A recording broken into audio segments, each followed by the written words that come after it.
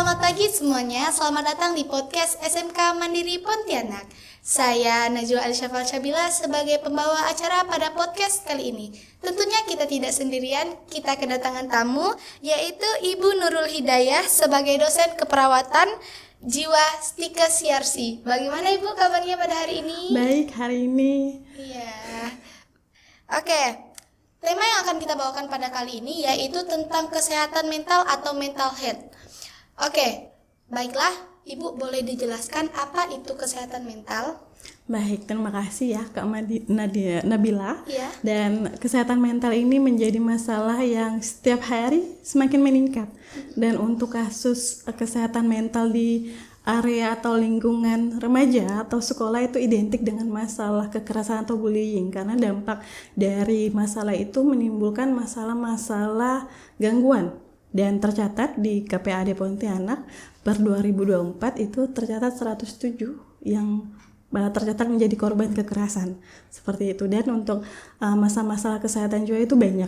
Dan sebelum masuk ke ranah gangguan jiwa, sebelumnya setiap individu itu pasti masuk pada ranah sehat jiwanya dulu. Nah, sehat jiwa itu adalah bagaimana kondisi seorang individu dikatakan sehat, yakni dapat berpikir secara logis dan rasional dan tidak merasa adanya hal-hal yang mengganggu dalam aktivitas sehari-harinya. Nah, aktivitas yang mengganggu itu seperti apa? Seperti adanya mendengar suara-suara yang aneh atau melihat bayangan-bayangan yang tidak nyata. Nah, jika ada indikasi seperti itu, berarti sudah masuk ke ranah gangguan jiwa berat atau positif adanya gangguan kesehatan mental. Dan jika tidak ada tanda-tanda seperti itu, kita masih dapat berpikir secara normal, masih dapat berpikir secara rasional, ilmu logis masih dapat kita nalar seperti itu, masih makan 3 kali sehari, masih ganti baju, masih mandi, masih potong kuku dan menjaga kebersihan kita, dan mampu melakukan komunikasi dan bersosialisasi yang baik dengan orang di sekitar kita, dan mampu menjalankan hidup yang produktif, bermanfaat dengan orang lain, itu masih masuk kategori sehat jiwa. Nah, jika sudah masuk pada ranah resiko dan gangguan jiwa berat, itu muncul masalah-masalah yang baru. Nah, kalau sudah masuk ke ranah gangguan atau resiko, kita sebut itu adalah gangguan psikososial namanya. Nah, untuk masalah-masalah gangguan psikososial itu ada beberapa, seperti kecemasan, lalu depresi. Depresi itu adalah kesedihan yang lama, yang berulang-ulang, seperti itu, suka nangis di kamar, misalnya dengar lagu-lagu sedih. Nah, itu sudah masuk ke masalah-masalah depresi, gangguan mood, terus mengisolasi diri di kamar saja, tidak mau pergi main dengan temannya, tidak mau makan misalnya, lalu merasa malu dengan kondisi tubuhnya. Kita sebut sebagai harga diri rendah situasional karena masih belum terlalu berat. Nah, jadi malu dengan salah satu anggota tubuhnya, tidak percaya diri, malu dibilang gendut, malu dibilang hitam dan sebagainya. Itu masuk pada harga diri rendah situasional. Lalu ada yang namanya ketidakberdayaan atau keputusasaan, itu lebih ke individu yang sedang mengalami penyakit-penyakit kronis. Jadi putus asa, tidak berdaya dengan kondisi penyakitnya yang semakin hari tambah berat. Terus khususnya juga untuk lansia-lansia biasanya mengalami masalah yang namanya ketidakberdayaan atau keputusasaan dengan kondisinya saat itu. Nah, itu masuk pada ranah resiko atau kita bilang munculnya gangguan-gangguan psikososial. Nah, jika gangguan psikososial ini tidak ditangani dengan cepat atau individu tersebut tidak dapat melakukan pencegahan secara dini, bisa masuk pada ranah gangguan jiwa berat yang tadi saya katakan, mulai tidak dapat berpikir secara rasional nih Kak Nabila, mulai berhalusinasi, ada suara-suara, terus melihat bayangan-bayangan kayak hantu, kuntilanak kah atau apa gitu, ada kuyang misalnya, lalu terus merasa ada bau-bau yang kurang sedap, ada bau darah. Nah, itu halusinasi penghidung ya, dari indera penghidung.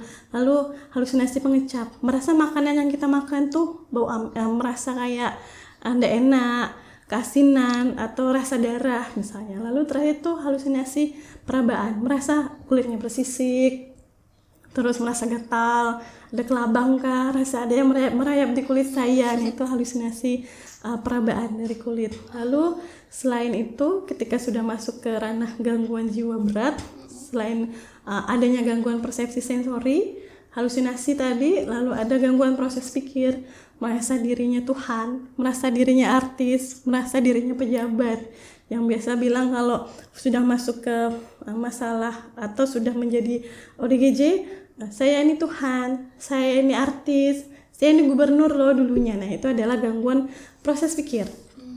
Nah, lalu disertai dengan gejala-gejala lainnya kayak harga diri rendah, isolasi sosial, defisit perawatan diri, lalu sampai perilaku kekerasan, dan sampai ujungnya adalah adanya ide untuk bunuh diri. Nah, itu adalah ujung fatal dari rentetan masalah kesehatan mental gitu, sampai adanya perilaku untuk adanya ide untuk bunuh diri, begitu Kak Nabila. Jadi perjalanannya panjang. Mulai dari kondisi sehat, bisa jadi kita masuk ke kelompok yang gangguan atau resiko, lalu masuk pada ranah gangguan jiwa berat. Ujung tombaknya adalah bunuh diri. Ada ide untuk melakukan percobaan bunuh diri. Jadi panjang. Dan menurut data penelitian, onset terjadinya gangguan jiwa berat itu atau umur atau usia pertama kali mengalami gangguan jiwa berat itu bahkan ditemukan pada kelompok usia 13 tahun. Nah, jadi onset terjadinya sudah sangat-sangat masuk pada area remaja. Nah, sekarang yang Kak Nabila masuk pada periode-periode remaja, pasti banyak sekali masalahnya. Oh, jadi seseorang yang mengalami gangguan kesehatan mental itu secara bertahap ya Ibu ya? Iya. Sehingga sampai pada tahap yang paling parah. Ya, pada ujung tombaknya adalah resiko bunuh diri atau adanya ide untuk bunuh diri. Sebenarnya perjalanannya panjang, mulai dari tahap tumbuh kembang bayi sampai dengan lansia. Semua tahap tumbuh kembang itu ada fase-fase normalnya. Ketika ada salah satu fase yang tidak dia lalui dengan baik, maka itu bisa menjadi salah satu faktor pemicu atau faktor penyebab terjadinya gangguan jiwa. Karena untuk gangguan jiwa ini dibagi menjadi dua faktor, ada faktor predisposisi dan presipitasi. Kalau predisposisi adalah faktor yang mempengaruhi munculnya gangguan jiwa berat itu mulai kita hitung 6 bulan ke belakang. 6 bulan ke belakang berarti mulai dari dia remaja, sekolah dasar, terus balita. Nah, itu 6 bulan ke belakang. Kita akan kaji secara dalam 6 bulan ke belakang sampai dengan usia dia sekolah atau balita. Dan untuk faktor presipitasi itu adalah faktor yang muncul 6 bulan terakhir.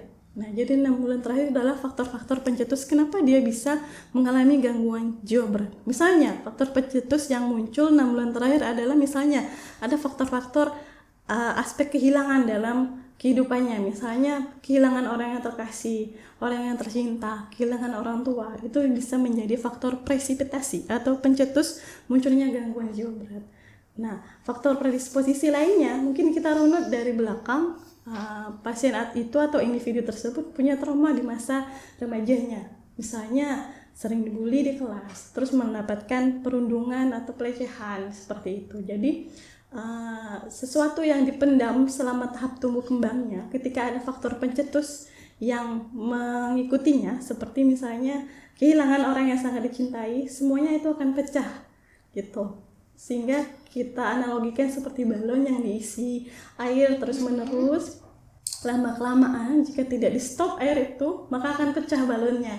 Nah, seperti itulah analogi ketika banyak stresor yang masuk dan tidak ditangani, maka akan berujung pada masalah gangguan jiwa berat, dan ujung tombaknya jika tidak ditangani adalah risiko bunuh diri. Dan banyak kasus-kasus sekarang yang kita lihat di media sosial, anak remaja, terus selebgram TikTok yang bunuh diri, artis Korea yang bunuh diri. Nah, itu mungkin dia sudah mengalami fase yang namanya gangguan psikososial atau resiko gangguan jiwa berat, lalu sudah masuk ke ranah gangguan jiwa beratnya, sudah positif mengalami gangguan kesehatan mental, sehingga dia memutuskan cara akhirnya adalah mengakhiri hidupnya.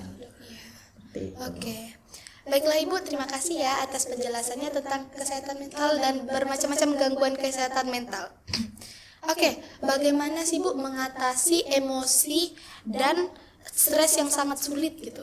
Ya, baik, stres yang sangat sulit tidak bisa kita hindari ya, karena kita hidup di era yang banyak sekali benturan-benturan yang membuat kita stresor itu meningkat, ya, cemas kita meningkat ya. Dan stresor-stresor itu bisa muncul dari berbagai faktor, multifaktor, mulai dari lingkungan tempat tinggal, lingkungan sekolah, lingkungan tempat kerja misalnya. Nah, stresor-stresor itu bisa muncul, dan bagaimana sikap kita sebagai individu untuk bisa survive melawan stresor-stresor itu dengan melakukan self healing, yakni pencegahan sendiri untuk mengatasi masalah-masalah tersebut. Nah, kalau misalkan kita kembali lagi ke agama masing-masing, juga kita diajarkan bagaimana untuk mengatasi stresor-stresor yang ada dengan cara berdoa, terus dengan banyak beristighfar. Itu dari sisi spiritual, kita diarahkan untuk bisa mengatasi masalah-masalah yang kita hadapi dalam kehidupan dengan cara spiritual. Cara lainnya dalam terapi-terapi kesehatan jiwa juga banyak, seperti relaksasi nafas dalam, terapi musik. Lalu yang saya ajarkan di sini adalah terapi SEFT, yaitu terapi spiritual emotional freedom technique. Jadi gabungan antara terapi spiritual dan emosional yang digabungkan untuk mengatasi masalah-masalah fisik dan mental emosional. Dan bisa dilakukan secara mandiri. Oke. Jujur ya Bu, ketika saya melakukan kegiatan itu, self healing tersebut, merasa lebih tenang, lebih fresh gitu. Rasanya nggak kerasa lagi itu capek yang berasa setiap di sekolah gitu. Betul. Iya. Oke. Bu, apakah ada pemicu khusus yang memengaruhi kesehatan mental? Ya, untuk pemicu khusus, beberapa penelitian itu mengatakan pemicu khusus bisa jadi dari faktor genetik. Itu ada 0,1%, tapi walaupun persentasenya kecil, tapi faktor genetik itu bisa mempengaruhi bahwa penyakit atau gangguan jiwa berat itu bisa diturunkan dari anggota keluarga yang punya riwayat gangguan jiwa berat sebelumnya.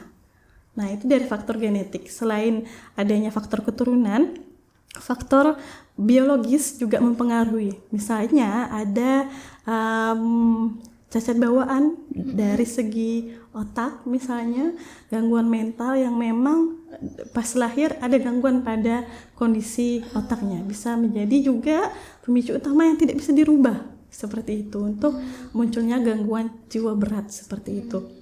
Dan untuk pemicu-pemicu lain itu munculnya dari stresor lingkungan. Itu bisa dirubah karena kita yang bisa mengendalikan, kita dapat stresor itu bisa kita kendalikan dengan namanya mekanisme coping, bagaimana kita mengatasi masalah-masalah tersebut tadi yang kita bicarakan bahwa bisa dengan self healing dan sebagainya. Nah, kalau yang faktor yang tidak bisa dirubah itu dari faktor genetik dan dari faktor biologi. Jika ada misalnya pas lahir ada gangguan pada struktur otak dan sebagainya, bisa mengarah pada gangguan jiwa berat seperti itu. Oke, baiklah, seperti itu ya yang penjelasan oleh Ibu Nurul Hidayah sebagai dosen keperawatan jiwa Stika Syarsi. Baiklah, sekian, sampai sini aja materi tentang kesehatan mental. Saya Najwa Alsyafal Syabila, saya izin pamit undur diri. Wassalamualaikum warahmatullahi wabarakatuh.